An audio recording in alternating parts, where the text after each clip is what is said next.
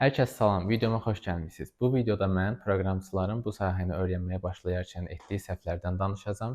Hansı ki, bu səhvlər daha sonra yarımçıq proqramçılığa səbəb olur. Buna ilk səbəb olan amillərdən biri proqramçının izlədiyi kursun elə yarımçıq kurs olmasıdır. Proqramçılar daha çox bu sahəyə yeni başlayarkən qısa saatlı, tez öyrənə biləcək mövzulara, kurslara, kitablara və s. qaçırlar, amma hansı ki, bu daha sonra həmin proqramçının dərin mövzulardan xəbərsiz olmasına gətirib çıxarır. Tez öyrənmək təbii ki, hamı istəyir, amma nə qədər tez olsa, bir o qədər dərin mövzulardan da xəbərsiz olma ehtimalı olur daha çox kurslarda və buna görə də kurs seçimi edərkən çalışın həmin kursun daha dərin mövzuları əhatə edib etməməsinə nəzər yetirəsiniz. Tez öyrənib işə başlamağa can atmayasınız. Çünki bu sizə daha sonra iş həyatına başlayarkən özünü göstərəcək, yəni fəsadlarını görəcəksiniz. Bu səbəbdən elə ilk başlarda başlayarkən dərin mövzuları, bütün mövzuları əhatə edən kursları seçməyə üstünlük verin. İkinci amil isə odur ki, insanlar yeni başlayarkən proqramlaşdırmaya və yaxud web developmentə, məsələn, web developmentə başlayarkən siz front-enddən başlaya bilərsiniz və yaxud back-end seçimi edə bilərsiniz. Amma bir çox insanlar full stack olmaq istəyi ilə başlayır birdən-birə. Amma full stack olmaq istəyi ilə başlamaq əslində mən tövsiyə etmirəm. Çünki ilk dəfə ya siz front-endi başlayın, front-endi çox yaxşı öyrənin, daha sonra back-endə keçin və yaxud da ki, back-endi çox yaxşı öyrənin, front-endə daha sonra keçin. Çünki siz birdən-birə hər ikisini öyrənməyə başlayarkən, birdən-birə full stack olmaq istəyi yaranarkən siz həm front-end tərəfdə, həm də back-end tərəfdə çox yarım-yarım öyrənmiş olursunuz. Yəni ikisini birdən qarışdırırsınız və bu zaman siz full stack olursunuz, okey, amma ikisində də güclü olmursunuz, ikisində də zəif olursunuz, ikisində də mənfi yönlər çox olur. Bu səbəbdən birinə ilk fokuslanmaq, birini çox yaxşı öyrənib daha sonra o birisinə keçmək yaxşı olar.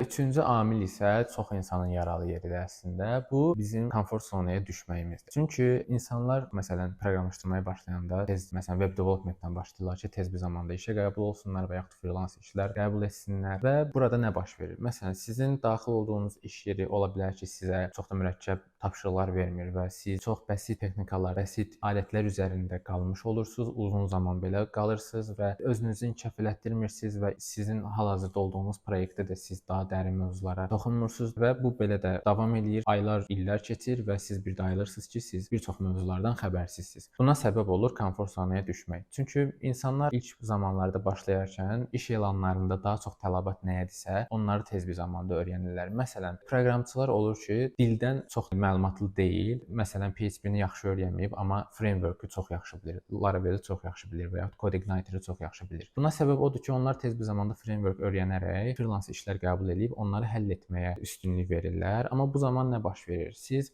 framework-ün çərçivəsində qalırsınız. Framework-ün çərçivəsindən kənara çıxa bilmirsiniz. Çünki framework dediyimiz şey bizə bəlli bir alətlər, toollar verir, imkanlar verir ki, onunla onu edə bilək. Amma bu hər şeyi edə biləcəyimiz anlamına gəlmir. Bəzi şeylər olur ki, bu zaman biz framework-ün alətlərindən, çərçivəsindən kənara çıxmalı oluruq və hansı ki, bu zaman bizə həmin dili yaxşı bilmək lazım olur. Buna görə də tövsiyə edirəm ki, proqramlaşdırmaya başlayarkən framework öyrənmək okey, daha maraqlı gəlir insana. Çünki framework bizə bir çox şeyi hazır şəkildə təmin edir. Amma buna aldanmayasınız. Çalışın framework-ü öyrənsəniz belə dili çox yaxşı biləsiniz və framework-ün etdiyi şeyləri, bir çox şeyləri framework olmadan da proqramlaşdırma dili ilə etməyi bacara biləsiniz. Bu sizə çox üstünlük yaradacaq. Çünki bəzi yerlərdə ola bilər ki, sizə elə bir tapşırıq versinlər ki, orada sizə desinlər ki, framework istifadə etmədən routing və yaxud başqa tasklar yerinə yetirəsən. Bu zaman siz framework bilmədiyinizə görə qalacaqsınız və bu yaxşı qarşılanmır ki, siz framework-dan asılı qalasınız. Çünki framework-ü işlədən elə həmin dildir. Dili yaxşı bilmək lazımdır ki, framework-ı da yaxşı biləsiniz və bəzi yerlərdə framework-la edə bilmədiyiniz taskları həmin dillə yaza biləsiniz.